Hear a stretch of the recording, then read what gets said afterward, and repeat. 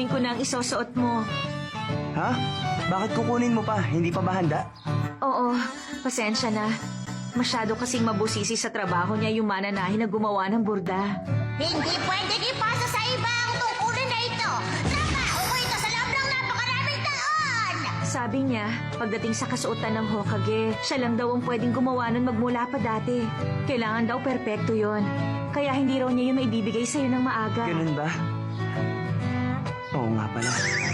Nung inauguration ni Sir Kakashi, hindi pa rin tapos yun. Teka, ilang taon na ba yung babaeng yun? Pag nakuha ko na, susunod kagad ako sa venue. Mauna ka na doon kasama ang mga bata kahit wala ako. Sige, bilisan mo ah. Sige po! Ingat kayo, Mama.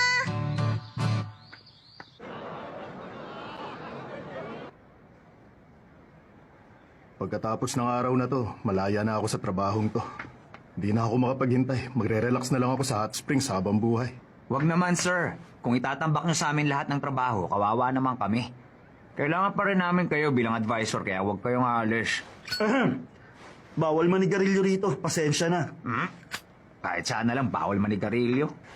Pero bakit parang wala pa rin siya? Pasensya na po kayo. Uy, Hinata. Ano na, nasa na si Naruto? Malapit nang magsimula. Ha? Ibig sabihin hanggang ngayon, wala pa rin sila dito? Heto, sa inyo na muna ito. Pupuntahan ko lang siya. Hoy! Teka!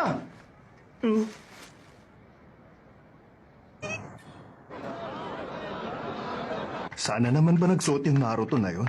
Mukhang hindi na siya aabot. Isa na lang ang magagawa natin ngayon. Hoy, Konohamaru.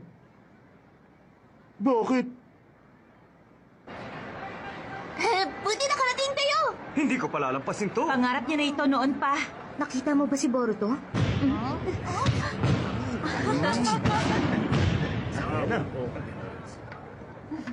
Dumating na ang oras para sa inauguration ng ating ikapitong Hokage. Ang mga ngasiwa sa okasyong ito, bilang ika-6 na Hokage ay ang inyong lingkod, Hatake Kakashi. Binabati ko kayo.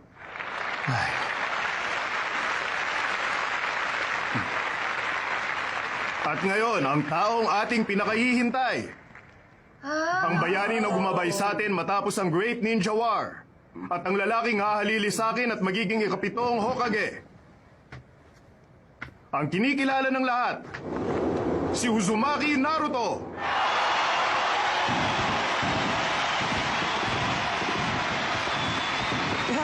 Thank you! Thank you!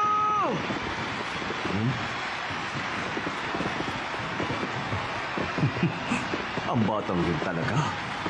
Thank you sa inyo lahat! Grabe!